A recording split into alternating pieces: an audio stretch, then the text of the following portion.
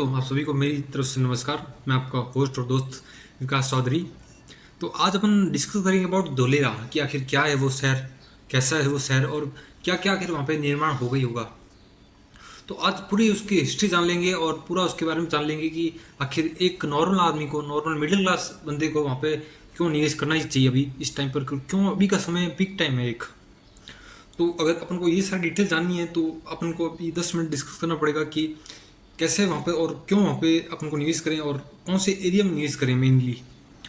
दोस्तों, अगर बात करें धुलिया की तो टोटल उसमें 23 गाँव आते हैं और 23 गाँव में से अपने को करीबन 22 गाँवों के अंदर निवेश करना है। और 22 गाँव कौन से हैं? वो 22 गाँव वो वाले हैं जो कि SIR के अंदर आते हैं। SIR बोले तो स्पेशल इन्वेस्टमेंट रीजन, SIR। ये 22 गाँव SIR के अंदर हैं।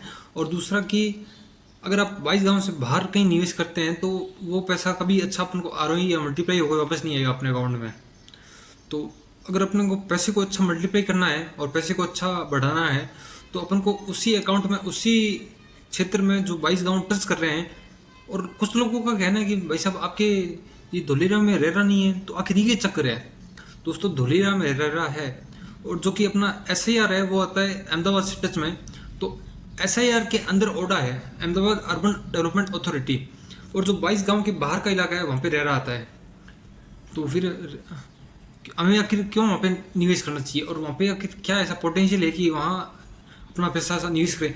जैसे 22 गाँव के अंदर जो जो अब सिटी जोन बन रही है, जो पर्पल कलर में आप देख पा रहे हैं, उन जगहों पे 150 प्लस कंपनीज आ रही है आउटसाइड से। अब 150 प्लस जब कंपनी आएगी तो एम्प्लॉयमेंट भी आएगा साथ साथ। और एम्प्लॉयमेंट आजकल मेन चीज़ हो गया है, पैसा मेन चीज़ है अपने परिवार को और घर को चलाने के लिए। तो करीबन सिर्फ हम एक कंपनी के एग्जांपल से देखें कि सिर्फ और सिर्फ टाटा एक कंपनी है। टाटा अपनी एक सेमीकंडक्टर की कंपनी डिज़ाइन कर रही है जो कि सिर्फ 91,000 करोड़ की लागत बनाई है। और ये लागत बहुत बड़ी है। तो 91,000 करोड़ का तो बहुत बहुत बड़ा होता है। प्राइवेट कंपनी टाटा एक, तो ये खुद चाहती है कि मेरी कंपनी और प्रॉफिट में जाए। और जो बाहर का माल नहीं बना पा रहा हिंदुस्तान, वो अपना हिंदुस्तान खुद डेवलप करें। मतलब अपने लिए तो, हिंदुस्तानी वासियों के लिए तो बहुत फायदे की चीज़ है। और टाटा बहुत कमाल का काम कर रही है यहाँ पे। जब हम खुद यहाँ पे सेमीकंडक्टर बनाने लग जाएंगे तो ये महीने में, एक दिन में करीबन 50,000 वेफर बनेंगे इसके पूरे। तो आखिर हम देखते हैं कि जब इसकी 50,000 वेफर बन जाएंगी तो जो हमारे हर इलेक्ट्रॉनिक आइटम जो हम यूज़ करते हैं अपने घर में, से आप खुद देख सकते हैं एग्जाम्पल के तौर में, पहले तो यही हो गया मोबाइल फ़ोन, दूसरा laptop, TV, AC, fridge, XYZ, जो भी आजकल तो इलेक्ट्रिक गाड़ियाँ तक आ रही है, कार, बाइक, स्कूटी। तो इन सब में सेमीकंडक्टर चिप्स का यूज़ होता ही होता है। दूसरा हम बात करें कि एक एयरबस कंपनी है जो कि यूरोप बेस्ड कंपनी है।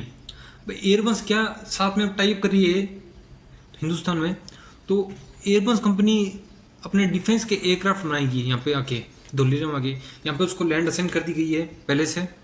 और यहीं पे आके वो कंपनी क्या रही, अपने जो डिफेंस, जो अपने पाकिस्तान के साथ अभी युद्ध हुआ था तो अपना रशिया भी दोस्त था, तो उसने अभी सपोर्ट कर दिया अपन को। और अपने को 400 अपने को प्लेन कर दिए थे। मोदी जी ने अच्छा रिलेशनशिप बनाया था सबके साथ में, कंट्रियों के साथ में। तो उनकी वजह से यहाँ पे जो हमला हुआ वो उतना कारगर नहीं हुआ और उन्होंने मुंह तोड़ जवाब दे दिया पाकिस्तान को। तो ठीक ऐसे ही अगर अपने को भी राइज करना है, डिफेंस सेक्टर अपनी खुद की इंडस्ट्री में बनानी है, तो पहला ये है कि मतलब ये है कि C295 जो अपना डिफेंस एयरक्राफ्ट है वो अपने हिंदुस्तान में ही बनेगा और धुलेरा में इसका मेन सेंटर रहेगा।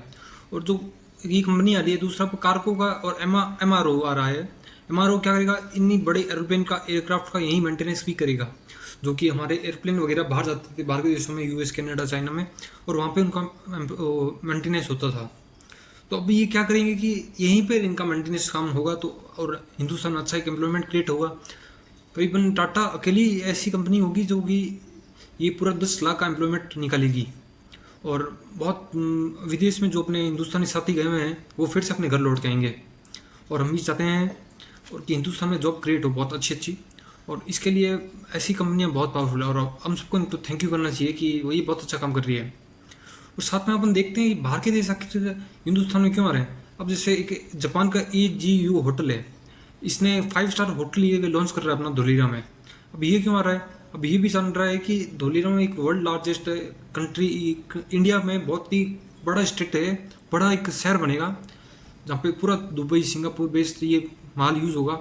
और वहीं के इक्विपमेंट्स और सभी वहीं की उसी प्रकार का शहर बनने को जा रहा है।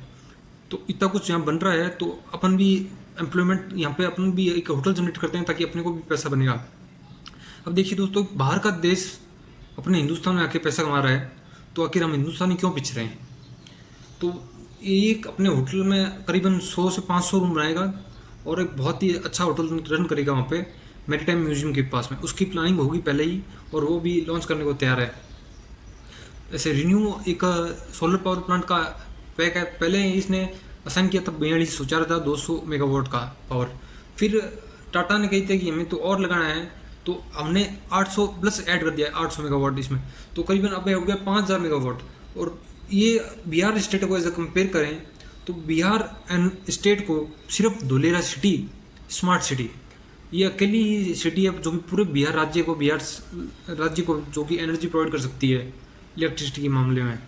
और दूसरा हम देखते हैं कि हेल्क्रो और एल&टी जो कंपनी है, इन्होंने ही पहले 2008 में मैप में इन्होंने डिज़ाइन किया था कि हम इस तरह से यहाँ पे सेहत बसाएंगे ताकि हर एक चीज़ सिस्टमेटिक वे में बसे, हर एक चीज़ों का तरीका ताकि कहीं भी उबड़ खाबड़ ऐसी चीज़ें ना पैदा हो। दूसरा एक जो धुलेरा अपन कह सकते हैं हार्ट और माइंड उसका, एक वहाँ पे बिल्डिंग है ABCD बिल्डिंग, जो उसका मेन हार्ट है, बीचों बीच है धुलेरा में। और विद इन 7 डे का क्लियरेंस मिलेगा। जैसे भी किसी भी गांव शहर या राज्य में एक बिजनेस को स्टार्ट करने में करीबन 1 महीने से लेकर 1 साल 2 साल तक लगते हैं, क्योंकि वो शहर उससे NOC नहीं देता। जबकि गुजरात में आखिर क्यों आगे कंपनियाँ आगे बस रही है, क्योंकि वहाँ पे NOC वाला काम जल्दी होता है और जल्दी उसको मिलती है उनको अपनी सीटें। तो विद इन 7 डेज जहाँ आदमी को लगना पड़ता है लाइन में, महीना 2 महीना साल भर, तो उसका 7 डेज के अंदर क्लियर होगा कि आप ये काम कर सकते हो, वहाँ पे यहाँ आप अपनी कंपनी असाइन कर सकते हो, यहाँ खोल सकते हो। तो ये एक बहुत बड़ा अपना इसमें महत्व रहेगा।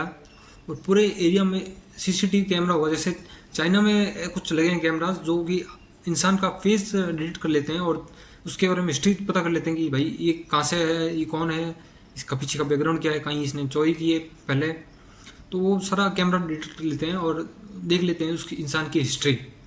तो ऐसे ही जैसे दुबई से यूनिवर्सिटी आ रही है, 2 यूनिवर्सिटी आएगी मेडिकल की और वो वहाँ पे ओपन हो रही है।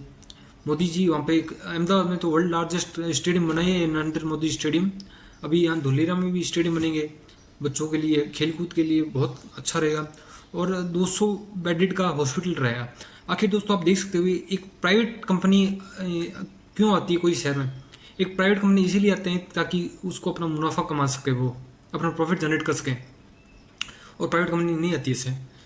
तो साफ है कि जो लोग कह रहे थे कि धुलेरा यार सिर्फ सुनी सुनी बातें हैं, हवा है, तो ऐसा नहीं है। क्योंकि अपन देख सकते हैं कि आज की डेट में टाटा वहाँ पूरी तरीके से बच चुकी है।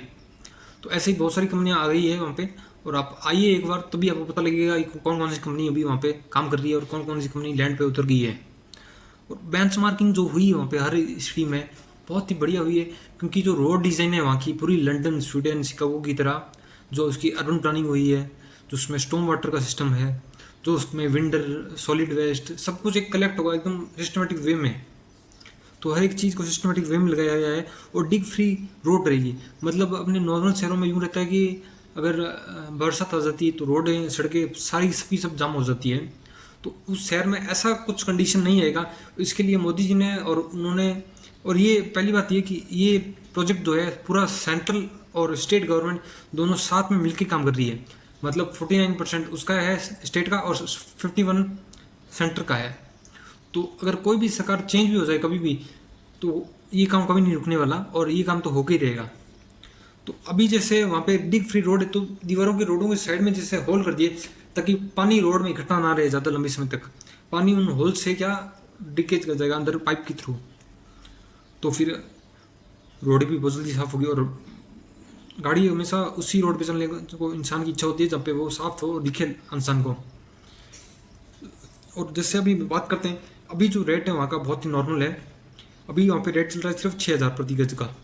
और जब ये कंपनी आ जाएगी, जैसे कि आप देख सकते हैं, एक लाइव एग्जांपल है गांधीनगर में, आप देखो कि आज 1 गज का रेट है करीबन 90,000 प्रति गज, 90,000 1 लाख प्रति गज।